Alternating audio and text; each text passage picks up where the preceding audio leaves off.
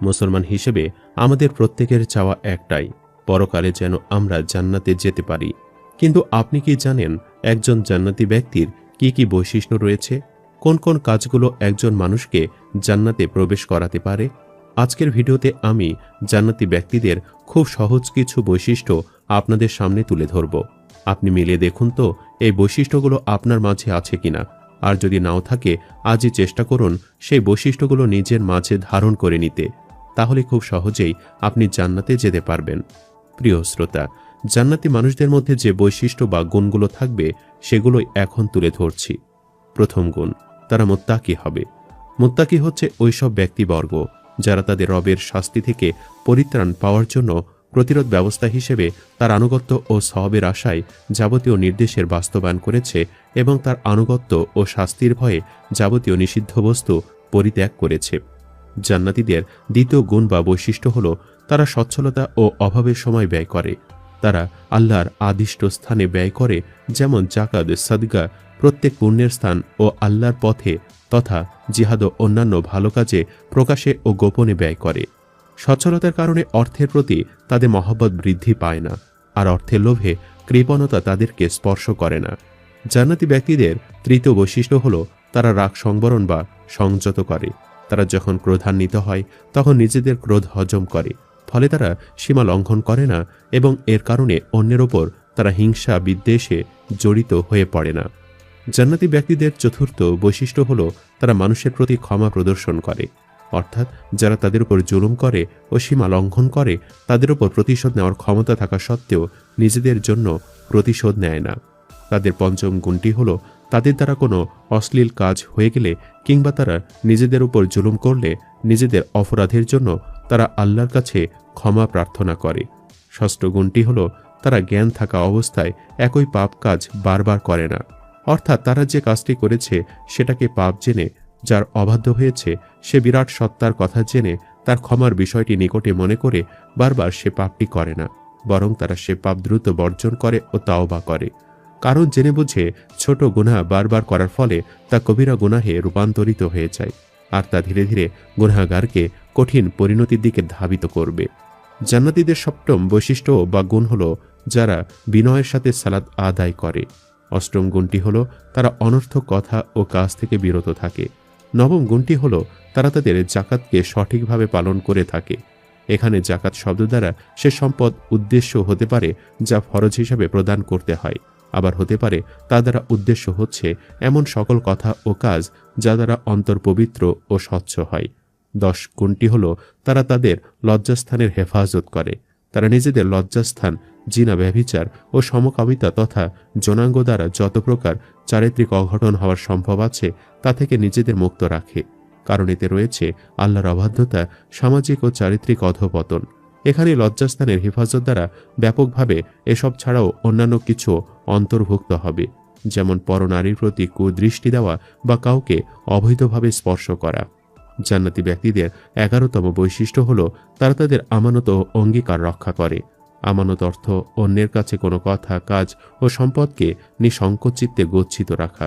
সুতরাং কেউ যদি তোমার কাছে গোপন কথা বলে তাহলে সে তাকে কথাটি তোমার কাছে আমানত হিসেবে রেখেছে। অনুরূপভাবে যদি কোনো ব্যক্তি তোমার নিকট এমন কাজ করে যা সে অন্যের কাছে প্রকাশ করা অপছন্দ করে তাহলে সে ওই কাজটি তোমার কাছে আমানত হিসেবে রেখেছে। তদ্রূপ যদি কেউ কোনো সম্পদ তোমার কাছে সংরক্ষণের জন্য সোপর্দ করে তাহলে ওই সম্পদ সে তোমার কাছে আমানত রেখেছে।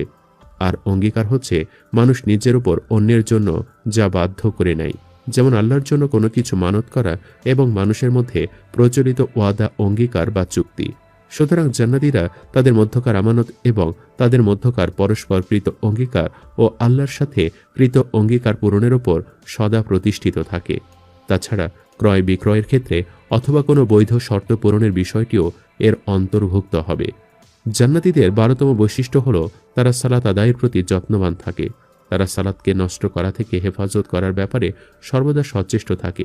তাই তারা প্রতি ওয়াক্ত সালাতের সময়ের প্রতি লক্ষ্য, সালাতের সকল শর্ত, রুকন ও ওয়াজিব সমূহ যথাযথভাবে আদায় করে থাকে। এই বৈশিষ্ট্য বা গুণাবলীগুলো ছাড়াও কোরআনুল কারিমে আল্লাহ তাআলা জান্নাতীদের আরও বহুগুণ বর্ণনা করেছেন, যাতে করে যারা জান্নাতে যেতে চায় তারা এসব গুণে গুণান্বিত হতে পারে। এছাড়াও রাসূলুল্লাহ সাল্লাল্লাহু আলাইহি ওয়াসাল্লামের অসংখ্য হাদিস জান্নাতি হওয়ার পদ্ধতি বলা হয়েছে। যেমন আবু হুরায়রা রাদিয়াল্লাহু তাআলা আনহু থেকে বর্ণিত, রাসূলুল্লাহ সাল্লাল্লাহু আলাইহি ওয়াসাল্লাম বলেছেন, আর যে ব্যক্তি ইলমে দ্বীন অর্জনের জন্য কোনো পথ অবলম্বন করে, আল্লাহ তাআলা তার জন্য জান্নাতের একটি রাস্তা সহজ করে দেন। আবু হুরায়রা রাদিয়াল্লাহু তাআলা আনহু থেকে আরও বর্ণিত, রাসূলুল্লাহ সাল্লাল্লাহু আলাইহি ওয়াসাল্লাম বলেন, আমি কি তোমাদের বলবো না কোন জিনিস গুনাহকে বিলুপ্ত করে ও মানুষের মর্যাদা বৃদ্ধি করে? সাহাবীগণ বললেন, বলুন হে আল্লাহর রাসূল। তিনি বললেন, শীতকালে ঠান্ডার মধ্যে উত্তম রূপে অজু করা, বেশি বেশি মসজিদের দিকে পদক্ষেপ এবং এক সালাতের পর অন্য সালাতের অপেক্ষা করা। সহিহ মুসলিমে ওমর রাদিয়াল্লাহু তাআলা আনহু হতে বর্ণিত, রাসূলুল্লাহ সাল্লাল্লাহু আলাইহি ওয়াসাল্লাম বলেছেন, তোমাদের মধ্যকার যে কেউ উত্তম রূপে সব স্থানে পানি পৌঁছে অজু করে, অতঃপর কালিমা শাহাদাত তথা আমি সাক্ষ্য দিচ্ছি যে আল্লাহ ব্যতীত কোনো হক ইলাহ নেই আর মুহাম্মদ আল্লাহর বান্দা ও রাসূল, এটা পাঠ করে, আল্লাহ তাআলা তার জন্য জান্নাতের 8টি দরজা খুলে দেন। সে যে দরজা দিয়ে ইচ্ছা জান্নাতে প্রবেশ করবে। অনুরূপভাবে ওমর রাদিয়াল্লাহু তাআলা আনহু হতে আরও বর্ণিত আছে, দীর্ঘ হাদিসে তিনি বলেন, যে ব্যক্তি অন্তর দিয়ে মুয়াজ্জিনের আজানের আন্তরিকভাবে সাড়া দেয় তথা আজানের প্রতিটি বাক্যের উত্তর দেয় এবং সালাতে শরীক হয়, সে জান্নাতে প্রবেশ করবে। জান্নাতি হতে হলে আরও কিছু বৈশিষ্ট্য থাকতে হবে। জান্নাতি ব্যক্তিরা সবসময় মানুষের সাথে নম্র এবং ভদ্র আচরণ করবে। তাদের কণ্ঠস্বর কখনো কারোর জন্য উঁচু হবে না। হিংসা, গীবত করা বা অহংকার করা এ কোনো কিছুই একজন জান্নাতি ব্যক্তির মধ্যে থাকবে না। যে ব্যক্তি জান্নাতে প্রবেশ করবে তিনি সবসময় মানুষের সাথে মিলেমিশে থাকবেন এবং তাদের সুখ এবং দুঃখের ভাগী হবেন। মানুষ মাত্রই ভুল করে, কারণ শয়তান সবসময় মানুষকে প্ররোচিত করে এবং শয়তানের প্ররোচনায় পড়ে মানুষ বিভিন্ন রকম খারাপ কাজে লিপ্ত হয়। আল্লাহ তাআলা যে কাজগুলো নিষেধ করেছেন তারা শয়তানের প্ররোচনায় পড়ে সে কাজগুলো করে থাকে। কিন্তু জান্নাতি ব্যক্তিদের বৈশিষ্ট্য হলো, সে যখনই শয়তানের প্ররোচনায় পড়ে পাপ কাজে লিপ্ত হবে তখনই সে সাথে সাথে তার পাপের জন্য সে অনুতপ্ত হয়ে পড়বে এবং আল্লাহর কাছে সেই পাপের জন্য তওবা করবে এবং সে সেই পাপ কাজ থেকে যায় ফিরে আসার চেষ্টা করবে। জান্নাতি ব্যক্তিদের আরেকটি বৈশিষ্ট্য হলো, তারা তাহাজ্জুদ সালাত আদায় করবে। যখনই কোনো জান্নাতি ব্যক্তি দুনিয়ায় মহা বিপদে পড়বে তখনই সে তাহাজ্জুদের সালাতে দাঁড়িয়ে আল্লাহর কাছে সে বিপদ থেকে বাঁচার জন্য প্রার্থনা করবে। এটাই জান্নাতীদের বৈশিষ্ট্য হবে। জান্নাতি ব্যক্তিদের আরও একটি বড় বৈশিষ্ট্য হলো, তারা হবে অতি ধৈর্যশীল।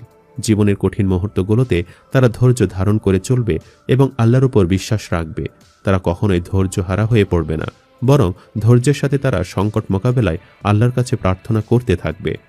জান্নাতি ব্যক্তিদের আরেকটি বৈশিষ্ট্য হবে, তারা নিজেরা ইসলাম সম্পর্কে আরও জানতে চাইবে, আরও বুঝতে চাইবে এবং ইসলামকে মানুষের মাঝে ছড়িয়ে দেওয়ার চেষ্টা করবে, মানুষকে দ্বীনের দাওয়াত দেবে এবং পরিশেষে জান্নাতে যাওয়ার সবথেকে বড় সত্যটি হলো, অবশ্যই একজন মানুষকে মুসলমান হতে হবে, অর্থাৎ আল্লাহ হলেন এক এবং অদ্বিতীয় এবং মুহাম্মদ সাল্লাল্লাহু আলাইহি ওয়াসাল্লাম আল্লাহর রাসূল, এই বিশ্বাস নিজের মাঝে ধারণ করতে হবে।